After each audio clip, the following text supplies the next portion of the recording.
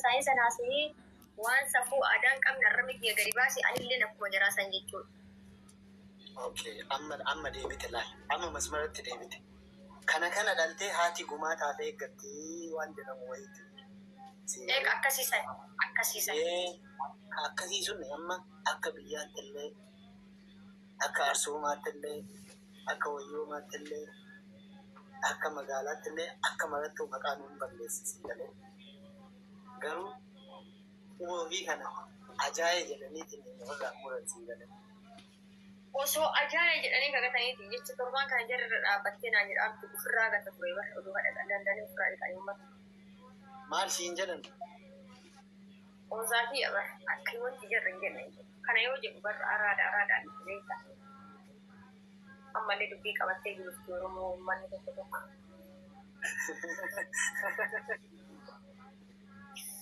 Ani kan jedhe ilaala. Mana banatanii biiftuun akkasii, yuutuubii irra biiftuun akkasii, tiiktookii irra biiftuun akkasii, warri na tuqu hundinuu, warri na arrabse hundinuu, kan jimmaallee jimma bakka hin buufanne, kan arsiillee arsiin bakka hin buufanne, kutaa kamiin irra na arrabsanii, faaraa isa jedhamu piroomaksii isa sanii, inni akkasii sun jechuudha. Ijoon uummanni qashti jira kun asitti laa. Fakkeenyaaf nama 700 wayya jala jirtan kana keessa namni 10 faara tajaajila jira waan arge barreessu. Kuuwwan guutuu isaa araadaadha. Warri si jala jiran warri waan arge barreessu faara. Warri nama arrabsu. Warri nama arrabsu. Warri waan arge barreessu. Ka'uutoo ilkaa ofiinsa waagatee akka hirribaa ka'eeni silkiiwwan matarnii qofamanii as jala. Suni piroomaksiidha. Faara piroomaksii gagamaa piroomaksii.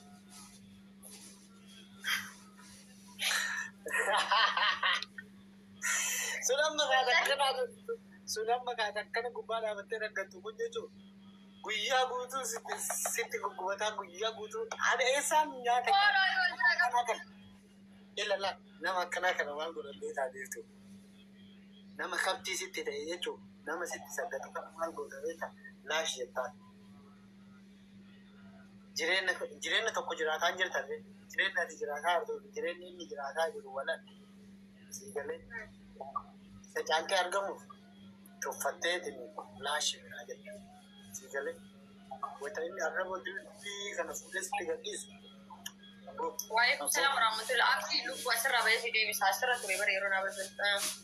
Aboo kun hoolota keessaa tasa karaa badeetiin dhufe hoolotatu as jirratti fakkaate kun hiika namaati ati hiika hoolaa deemu jetteeni fixa achuma fixa. Maruma callisaa ooluu illee barbaachisuun beeka yoo maruma callisaa ooltee namarra bahan. Taara hin baane nama taara sodaattoo itti fakkaatatti hojii jira jedhistu. Ati immoo kan jedhistuuf hayyuu waan taateef isa mo'achuuf yaani tuffatteetiin malee sodaattee miti kan jedhistu. Isaan dammoo gara sodaatti fudhatanii. Gaaf tuffatu. Ol kaaseetiidha. Qaanii ati ol kaasee namaa kana deebiste namoonni si jaalatu namoonni si kabaju waan biraatti gara biraatti si fudhatanii galtee baay'een si muufatan. Ati immoo namoota kana kabaja kana nama si kabaju isa irra kabaji kan akka hin buuneef immoo kanneen tuffattee jalaa jedhistu. Hokkoota akkasitti tuffattee jalaa jedhistu isaan sodaatti fakkaatee inshaallah qabrii jalaa akka oofaa kan waan gabaasanii isa fadhiichisan. Yoo ati ol baatee takkitti lafee isaaniitti waa itti himtee bira deebite lashi sirraa hojjeta. Dirqama akka doktorummaa kee fayyadamtee marfee wanti takka itti naquun bareeda. Yeroo tokko marfeen hin barbaachisaa. Afaan jara jirtu. Dirqama waan sanii. Afaan garaa gubee. No, isii nama waa'ee biqiltuu haasaan jirtu bar waa'ee ijoollee nama arrabsanii hojjechaa kan hin daggafaanan illee. Osoo isii miira keessa galtee nama arrabsite iyyuu normaala isin garuu maal hin beekan anamma wanni tas nadi tokko namni na jala beekne koomintii neebiitu kan agarsiisu. Akka ani bootaa hin qabneef waan beekuuf namummaan nama arrabsuuf ta'u ana keessan keessummeessin waan beekuuf nagaan karaa ofii qaba. Dubbataa tabbisuun jalaa tabbisuudha waan jedhamuuf isin ni galan.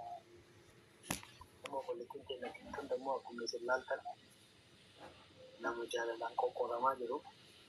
Qorataa fi qorattuun gamaa gamanaan qabdee cinqaa. Anuu fadaatee fi anuu fatanaa keessa jira jaalalli kun jaama ayya qabdu gara argite nama oofti. Asiraa gabaadhu rabbi si amil keessa jedhan jala deemaniitiin ashawaatti naqan fiqirii jetti. Ilalallalala. Amma ani namni negaatiiva jalatti barreessu jiru jennaan akkooyi hoolaan akka reefu jennu sun fuudhee dilbii isaa irra kaa'ee diigame. Ayyaana maal godhamee itti godhu akka inni koomentii biraa barreessuuf hayyamaa diigale.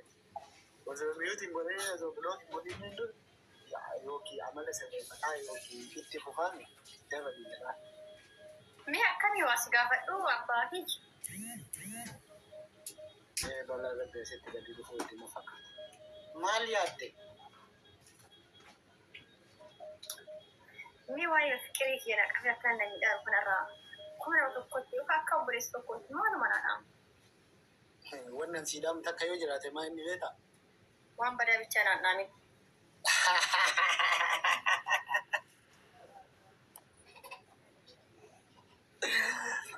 Ganaa sodaattee ani waan badaa wayiitti wanni siidhaan hin jiru maaliif beekaa? Adeemni takka durbaatu haasaa kiyya keessatti waan hamilee namaa kuusu haasa'uun barbaadu sii galee ani garuu akka obboleessa tokkootitti akka ijoollee naannoo tokkootitti wanni siidhaan takka yoo jiraate jaarsa irraa namaa guutu jaarsa namaa irraa gadi. Astaghfirullah lazim bye.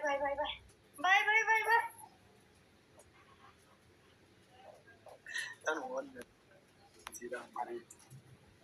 Abbaa kee jaarsa namaa kanarra baheera jaarsa kiyya malee jaarsa namaati. Kana wanta ati naadhaam akka ijoollee naannoo tokkotti afaan gootota kana waan gaarii namaa himu akka obboleessa tokkootti kana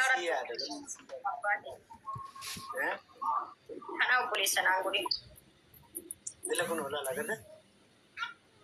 Wansi yaadalee ana akeetiitti miti. Obboleessa ta'e reediin kana waliin qabsaa'e obboleessa ta'e asliin kana waliin qabsaa'eetiin naaf lolaa. Reediin tokko qabama.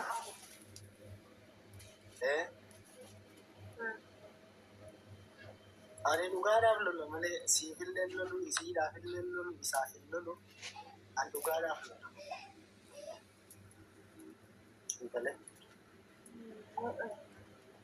Thank you. Aku gak pernah menopsi thank you.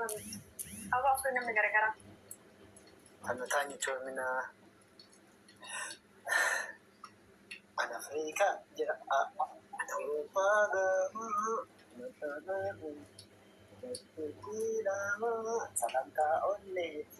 Salanta onleti Kiyensa sidama Yo sigala chomina komenti sana barreessite ho sigala Afrikaan jira Europa gama Afrikaan jira Europa gama